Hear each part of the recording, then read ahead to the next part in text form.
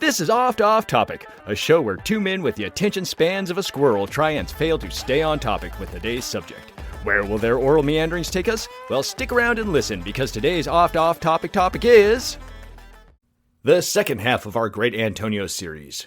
We do refer to a couple of pictures of Antonio in this episode, and if you want to see them, well, you just got to go onto your favorite search engine and image search for the Great Antonio, and you'll find what you need. Not a lot of pictures of the guy, so they're pretty easy to find.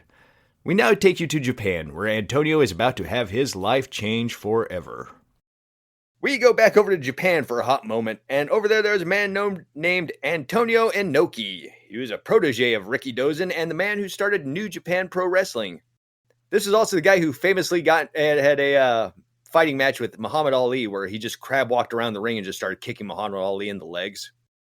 Do you remember that match or heard of that? No. Oh, you never heard about that? So basically, Antonio Inoki and Muhammad Ali had a fight, and it was wrestler versus boxer. Who is stronger? And the match starts out, and the two guys kind of start to walk towards the ring, and Antonio Inoki immediately flips onto his back and gets in the crab walk position.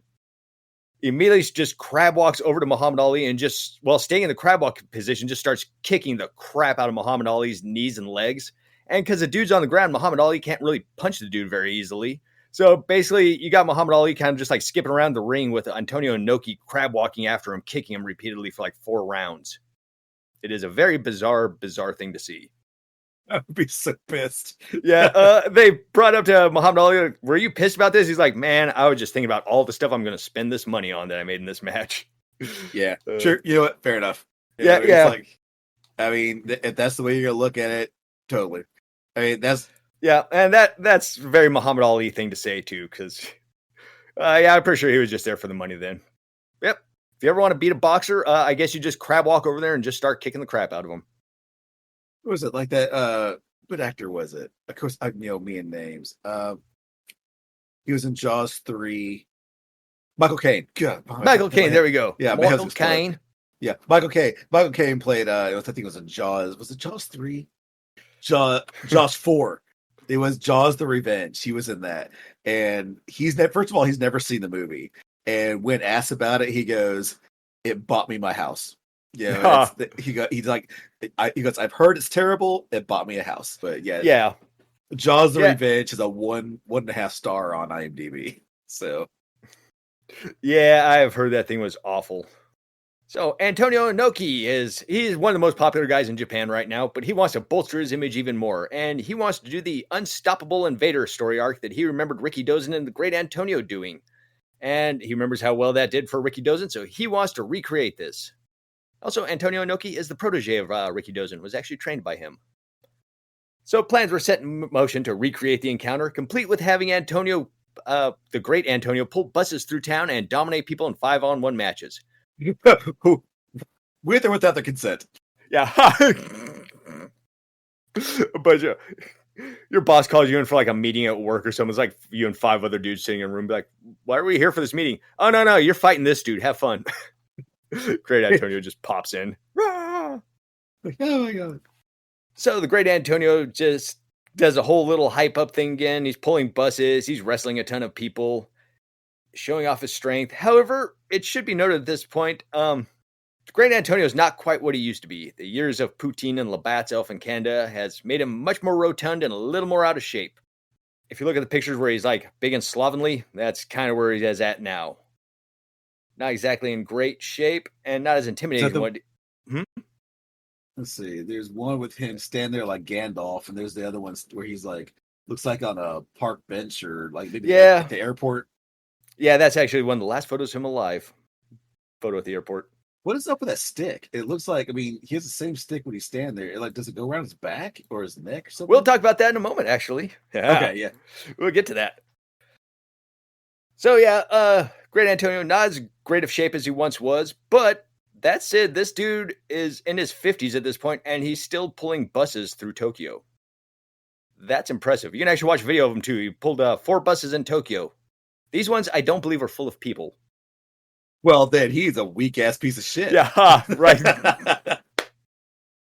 I pulled a bus without people. Without people. God. Pulled 4 of them without people? That's even easier than pulling one because you got the other buses pushing. What a dick. To really hype up the match, they even had a non-title match between the two Antonios where the great Antonio actually beat the hometown favorite in a disqualification just to show that the threat is real. Was this when he was, like you said, when he was 50? Yeah. Okay. Yep. Let's see. We're 1976, I believe. I mean, but we're in 1977. So he is 52 years old right now. I mean, again, let's be real. I mean, yes, that's old, but let's also remember fucking Ric Flair was still out there wearing his stupid going woo when he was like 60 plus. I mean, I don't think he's doing it anymore, but I remember seeing him wrestle when he should not be wrestling. Yeah, I know what you mean. It's kind of like, oh, this is kind of sad, man. Yeah, it's like at this point, it's like there's no winning when fighting Ric Flair because if you win, way to go. You beat up a 70-year-old Ric Flair. If Good you job lose, taking out geriatric. If you lose, dude, you got your ass kicked by a 70-year-old Ric Flair. All right. Anyways, back to the Great Antonio. So, Great Antonio actually had a pretty good setup going here in Japan because first he wrestled Ricky Dozen, Japan's biggest star at the time. Now he's over there wrestling Antonio Inoki, Japan's biggest star at the time. So essentially, basically what he's doing is it would be like wrestling Hulk Hogan in the 80s at the peak of his popularity, then 15 years later popping up randomly and wrestling Stone Cold Steve Austin at the height of his popularity and going over huge each time. So that's kind of impressive. Oh yeah, I mean like we as Americans, and we've talked about this before, just forget there's a whole world out there with their own levels of stardom. Yeah. So that is actually, we laugh, but that's actually pretty impressive. Yeah, I know, because like you're saying, it's like maybe people know about this guy, but yeah, it turns out a lot of people know about him. Right. Yeah, it's kind of like the Vetus episode too, where it was like, oh wow, this dude might actually be a bigger star than most of the people I know of that I listen to. Japan, I mean, each country has their own levels of interest. Like Burt's Beeswax. Yeah.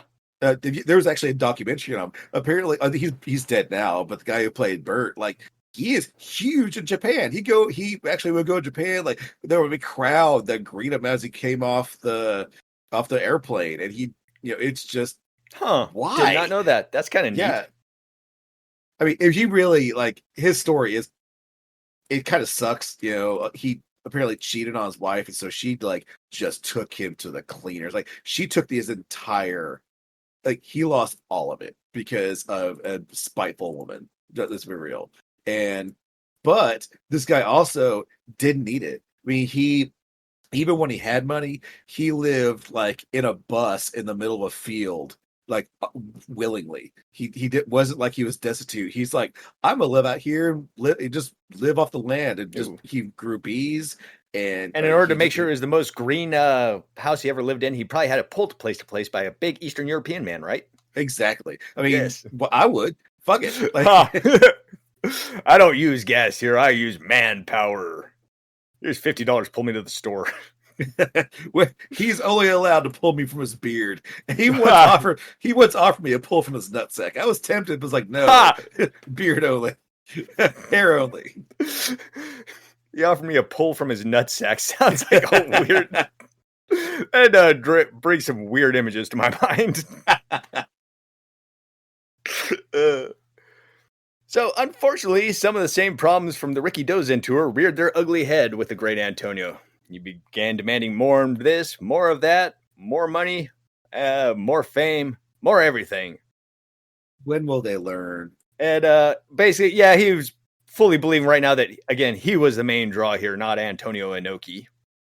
As before, though, the Japanese wrestling crowd, they tolerate it because they're like, hey, this match is going to go over pretty big. People are loving it. And again, like I said, crowds were still showing up to see Great Antonio pull buses because it's still impressive. All right. December 8th, 1977. Antonio Inoki versus the Great Antonio. Battle of the Antonios. Antonio Geddon. The one true Antonio will be decided here. This match is, in fact, the incident that Bill Burr will speak of some 40 years later. This match is short with only a scant few moments, but man, it turns brutal fast. All right. The match starts innocuously enough with the two just exchanging blows and doing their standard posturing that normally ensues. But for reasons unsure, possibly the whole, I'm the bigger star here, the great Antonio decides to start no selling. Well, that's what it's called in the biz. Basically, anytime the great Antonio Inoki would do a move, the great Antonio would just act like it was nothing. He'd get drop kick, he would just shrug it off. Absolutely no, work give and take here in this match all of a sudden. That's a big no-no. Yeah, you could tell Inoki is getting kind of annoyed because he's just like, hey, man, give me something to work here. Because, he's doing like full-fledged, running into him full speed with a drop kick, and the great Antonio is just like, roar. So, Antonio Inoki, he's annoyed by all this non-selling. Shoulder rams, drop kicks, nothing's working. And then things got really bad because at one point, the great Antonio has Antonio Inoki kind of bent over and it starts hitting him on the back. And then all of a sudden, he starts hitting him harder and harder. And then next thing you know, he starts hitting him, starts wailing on the back of Inoki's head and neck. Now, in case you don't know, this is actually what's known as a dick move in the professional fighting world because you can severely injure somebody by hitting them in the back of the neck or the back of the head. Like, it doesn't even take that much force. And when you're a big, 450-pound, 6'4" bodybuilder, you can hit pretty hard and not realize it. So all of a sudden, Inoki gets this rain of really stiff blows to the back of his head, and he realizes he has had enough at this point. He pops up and immediately just starts smacking the ever-loving crap out of the great Antonio. Very stiff smacks to the face. And I guess smacks probably makes it sound a little less brutal. These are full-fledged knock somebody out kind of smacks to the face. Oh, yeah.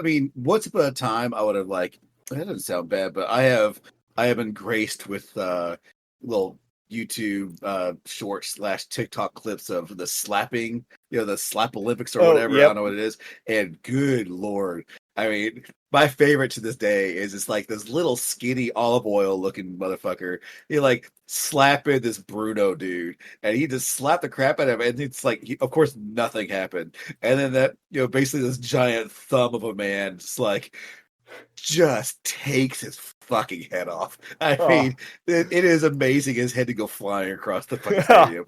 It was glorious. So yeah, I could picture what you're talking about.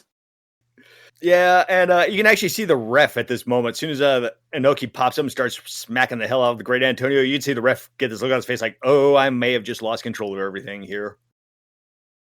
Several stiff hits to the face, and the great Antonio does his posture thing. He literally kind of looks at Inoki and is like, okay, you want to fight? Let's fight. Rawr, let's do this. And Antonio Inoki said, all right, I'll honor you on this. We can actually have a real shoot fight right here in the middle of the ring. So it should be noted, great Antonio was a huge dude, but he was not a professional fighter by any means, or even really like a trained wrestler by any things. He was just, big dude, went out there and just swung his big old ham fists.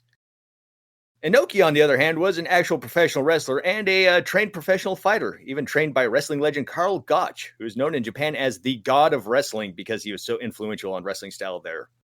So here's how the fight kind of went down. The great Antonio slowly moves towards Inoki. Inoki definitely moves behind him and grabs the great Antonio's left leg out from under him and trips him up, leaving the great Antonio on all fours in the middle of the ring. Inoki then proceeds to kick the great Antonio repeatedly right in the temple of his head, over and over and over. At one point, great Antonio tries to get up. Inoki runs around, grabs that leg, sweeps out from under him, and goes right back to kicking him square in the temple. Really hard. Wow. Blood starts flowing. The great Antonio's head hits the mat unconscious. Antonio Inoki keeps on stomping him after he is unconscious. And it's actually kind of hard to watch. The way Inoki was going at it, you would think he was Mark Wahlberg and great Antonio was an elderly Vietnamese man. He was just stomping the crap out of him. Sorry, that got me. But I'm glad it did. Yeah, that's pretty messed up. He obviously had it coming. I don't want to that's pretty, they both broke the rules, but yeah, Inoki might have taken a little bit far because there's a significant amount of blood. And at one point, the great Antonio's manager runs in and he's basically like, dude, stay down. You're trying to get back up. Stop that. He's just going to keep kicking you in the side of the head. Yeah, Like, Yeah. it's someone like, oh my, like that whole thing, like you're killing him. Yeah. Stop. He's already dead. I tried counting, and the way the match is cut up, it's kind of hard because it's not like one seamless cut. But it looks like he delivered probably about a dozen kicks, rage-filled kicks, right to the temple of the great Antonio. I'm gonna think about this next time my kids' high school plays football. They played the other day, and my kids' football team lost to, strangely, my wife's high school alma mater. This is not exaggeration. 70-6. Yeah.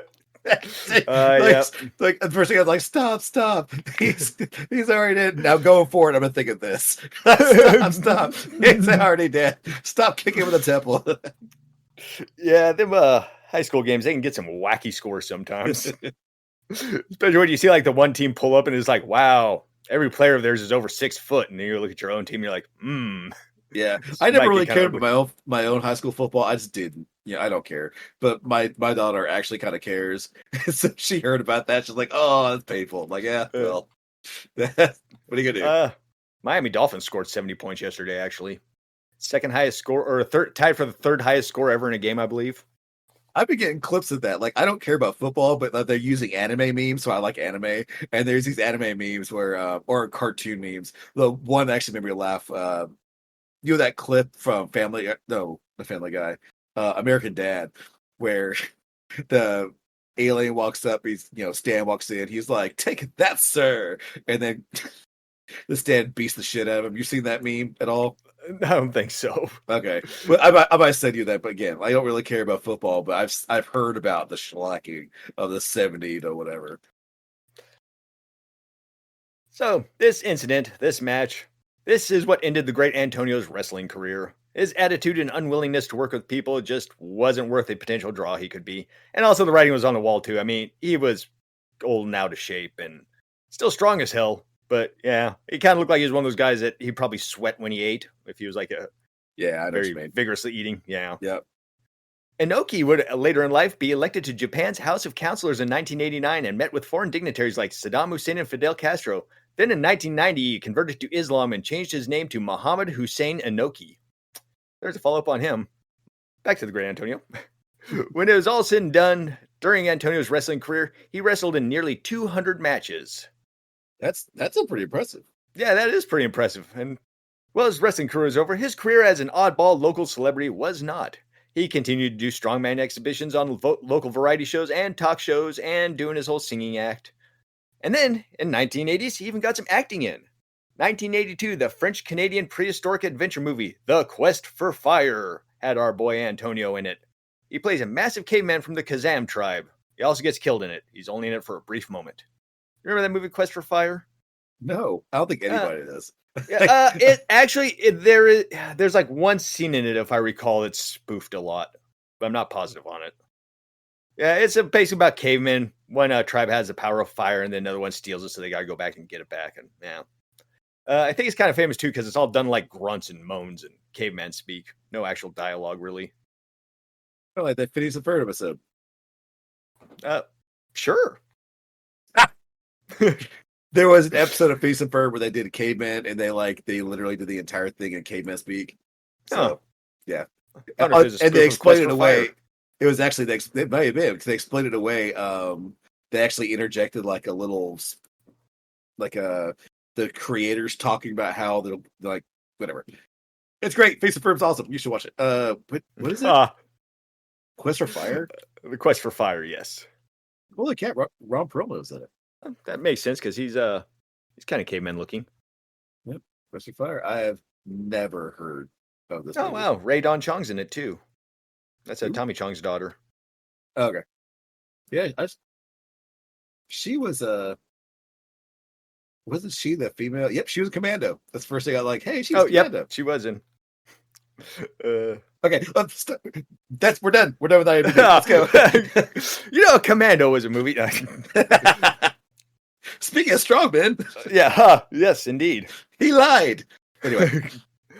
In 1983, the great Antonio appeared in the movie called A 20th Century Chocolate Cake, which is an independent comedy movie where he's seen doing what he loves, pulling a station wagon. He's in it just for a brief moment. Then also, later on, and we've Hop forward to the 90s real quick for his last movie appearance, where in 1996 he appeared in the low-budget action horror movie The Abominable Snowman, where he played a snowman. Unsure how long he was in this movie because I couldn't really find a clip on it. It's like super low budget. I mean, it's barely got an IMDb on it, kind of low budget movie. Oh, wow. Okay, we're going to hop back to the 80s. 1985, and the great Antonio approaches boxing promoter Don King and asks him for $1 million to finance an action film that he wants to make. Don King declines, but hey, you miss 100% of the shots you don't take. I mean, again, once again, like, you know what? Good on you. You gave it a shot. I salute you, sir. Honestly, yeah, kind of makes me realize maybe I should just ask rich people for money sometimes and just see what they do. Right. I mean, honestly, I mean, that's definitely, I mean, there's a, going back when I was at GameStop days, we were one of those conference. We were doing a little conference. They'd break it out, and me and some other bunch of other store managers in this room, and the rep was up there with a bunch of stuff on the table. And he's like, yeah, the guy's like talk about questions and blah, blah, blah. And one manager just raises his hands, goes, can I have that? He's like, yes, you may. And he gives it to him. I'm like, what the fuck, man? He got this like really expensive, like $300 statue, like a little anime statue. I'm like, oh man. You're like, all I had to do was ask. I didn't even realize that was an option. So yeah, I mean, again, it sounds ridiculous. That dude probably asks for everything and gets so much that he asks for, surprisingly, because people are just like, oh, you want it? Well, go ahead and have it. I don't want it. Hey, what's the word say? No. There you go. It's... During the 80s, he also managed to grow his hair into 2 real long dreadlocks that he started using for his feats of strength. Those are the clubs you were talking about hanging on his side. That's actually his hair. He would use these dreadlocks and he would challenge people to tug of war with him. He'd be like, hey, grab these dreads and see if you can pull harder than me. He would go on shows too, and he's got 2 dreads, one on each side, and he'd have them pulled straight out and have guys on each side trying to pull him around. I guess it is hair. I was thinking, I was like, what kind of stick is that would wrap around the best back? Yeah, it's hair. Yep. Huh. Yep. He's going for a full Twilight look kind of thing or something. I don't know. And also, at one point, he would even get metal rings braided into these dreadlocks too, so he could just quick hook stuff up to those rings and pull it. And as you can see, these dreads were impressively long, nearly touching the ground. He also decided to take them, and he covered up the entire ends of them in duct tape or electrical tape. And that way they became club-like, and he would use these clubbed ends to play golf with. Oh, you know what? I was thinking he would go out to golf courses and challenge people to rounds of golf, just hitting a golf ball with his hair. Yep. I mean, it's like fucking Air Bud thing. Like, there's no rule that says you can't, so... Yep. He would also let little kids grab onto his dreads, and he would just pull them along like he was a horse and the kids were plows. Just like, hey, kids, grab onto this, and just have like a dozen kids just like daisy chained behind him, just like, floop. Even in his 60s and 70s, this dude was still showing off his strength every chance he could to anybody who would watch. To the horror of their mothers. Yeah. Travis, get away from that strange man. You don't know where he's been. He'd also become very large by this size at this point. He now bragged that he wore a size 90 suit and size 28 shoes. Should be noted the shoes do look kind of big on him, and so does the suit. I mean, yeah, he looks impressive, but then again, it's like it's kind of hard to tell. There's no context. Yeah, there's like, it's not like he's standing next to a bunch of people in a lot of these pictures. Yeah, I mean, I'm seeing pictures of him. I see a picture where he was younger with he's standing in front of that VW bus. He doesn't look that big. Yeah, but, well, he's 6'4". Yeah, I mean, which is impressive. He's taller than I am. I mean, he's taller than me by like he's 6'4". And also, I don't know. Yeah, back in like the 50s and 60s when he was making his name, 6'4" is probably a little bit taller than it is nowadays. I feel like the average person is a lot taller than they used to be. Yeah, I mean, a lot of those things. It's like, not only taller, but then you look at, high school yearbooks from back then. Like, even kids were like 15, like, they look like they're in their 30s. It's like, you look at the yearbooks now, it's like, well, they look like they're 15. 1994, the magazine The Montreal Mirror gave the great Antonio the title of the best great Montrealer. That's a nice award to win, I guess.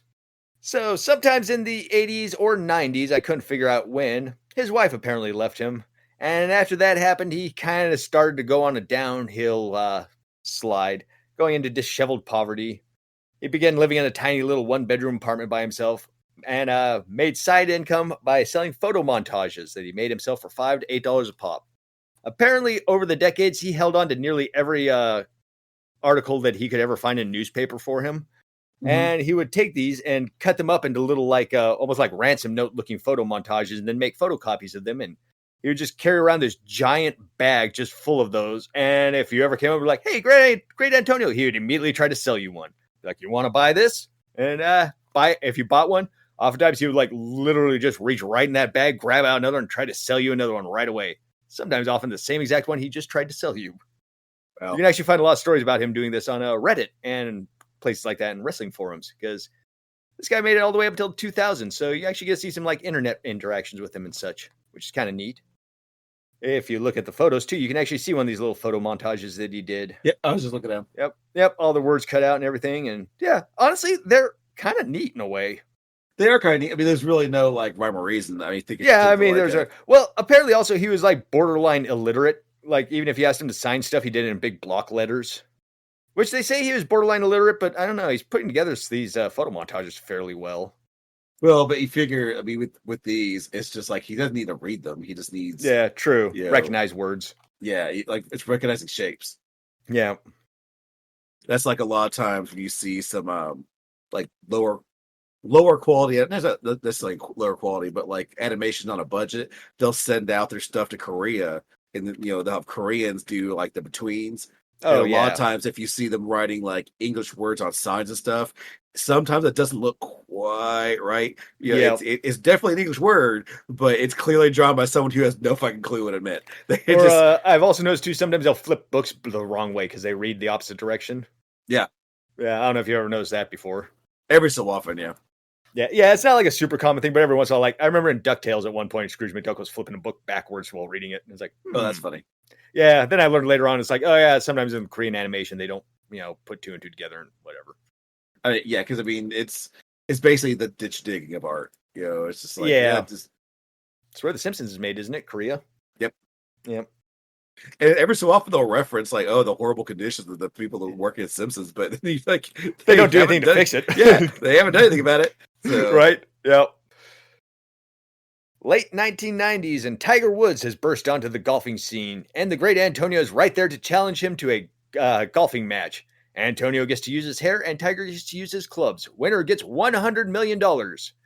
Tiger does not respond to this challenge, presumably because Antonio does not have access to $100 million.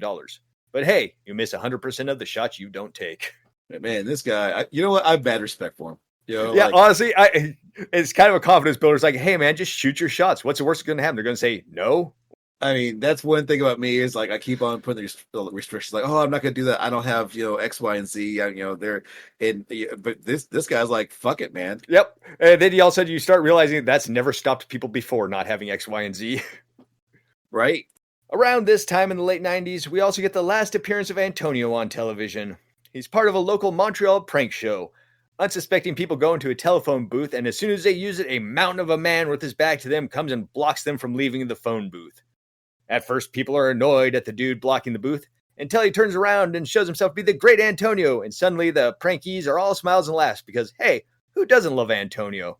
You can actually see clips of this too, and it is kind of cute. He'll like sit with his back, people will be like, what are you doing, dude? And all of a sudden somebody will be like, it's the great Antonio. And he'll turn around and be like, oh, look, it is you. Aw. Cute little scenes. I guess, if they know who he is. Yeah, he seemed pretty... Yeah, I mean, he was on local variety shows a lot and on the news and everything else, so... When was this? When? Yeah, when? Late 90s. Okay, yeah, sure. Yeah. I mean, he has been in Montreal since the 50s, so... Yeah, and again, I'm coming from my stupid American head where it's like, well, I've never heard of him, so no one else knows of him. Yeah, right. Yeah, I'm sure there's some local Louisville celebrities or something that you could talk about, and people are like, oh, I remember him. Everybody knew who he was. I not really, because I don't really pay attention to local celebrities. But I still will to this day will remember that fucking with Seattle. I mean, I heard he's dead now, but the insurance guy Fonk. Oh yeah, Vern Fonk. Yep, Vern Fonk. I will always remember him.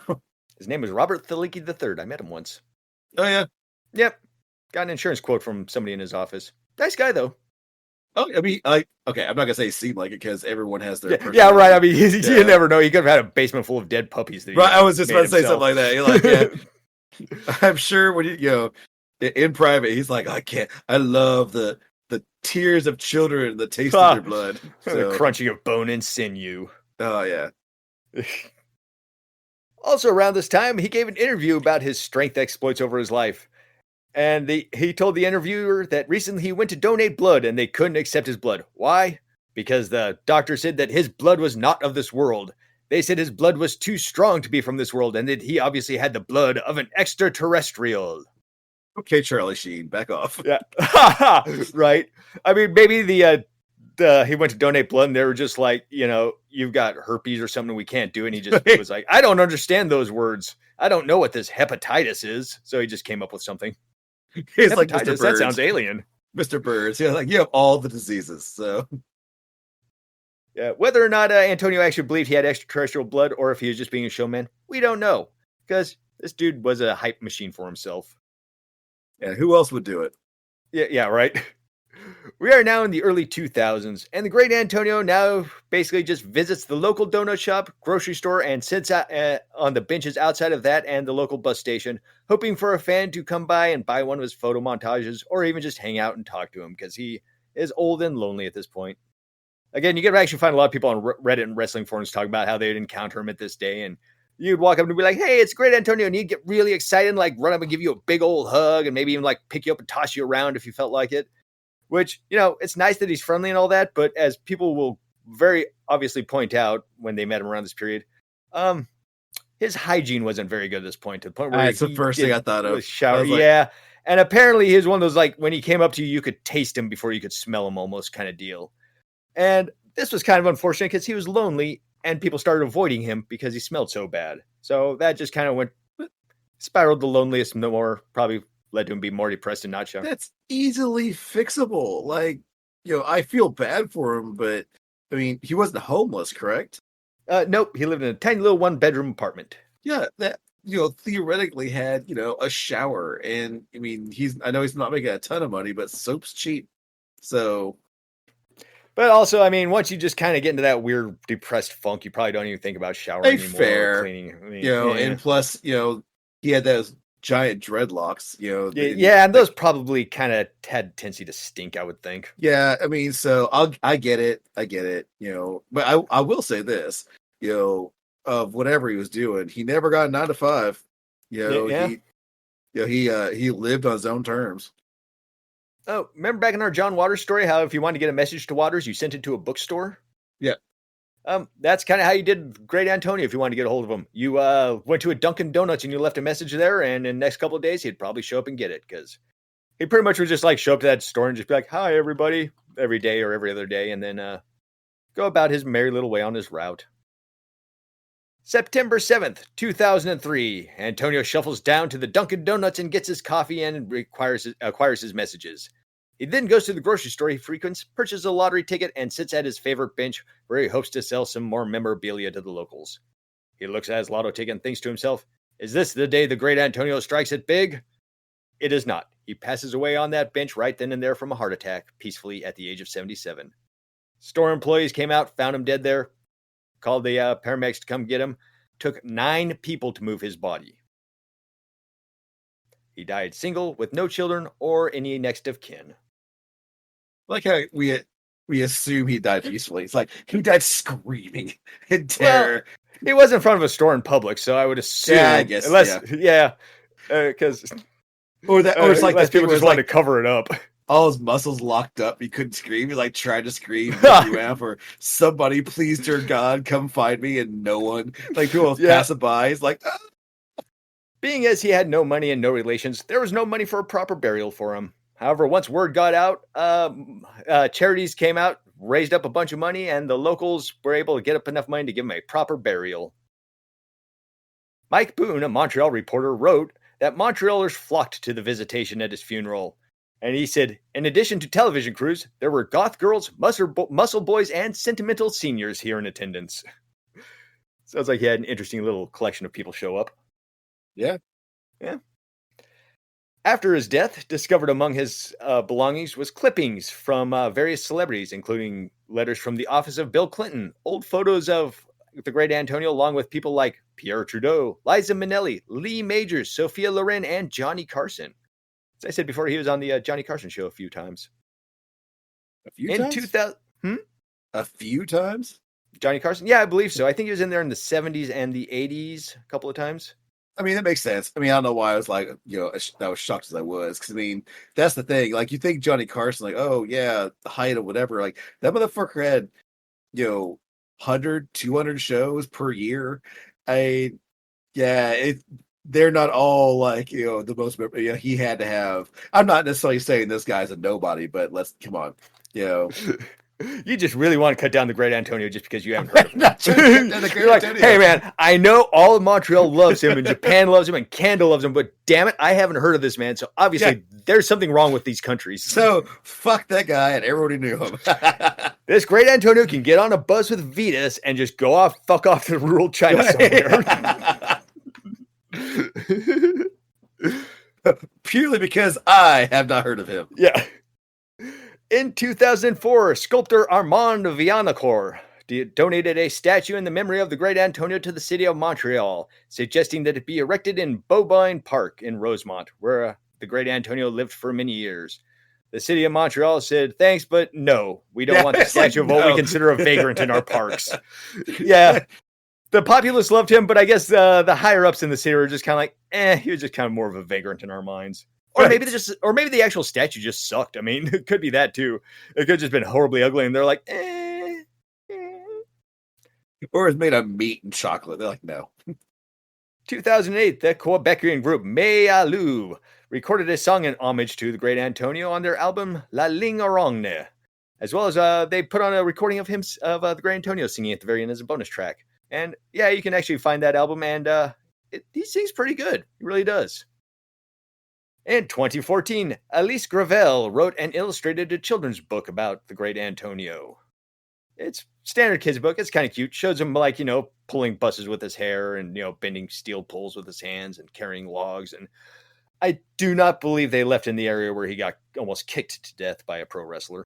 In 2015, a plaque and bench were dedicated to him in the borough of Montreal, where he had lived for the last 20 years.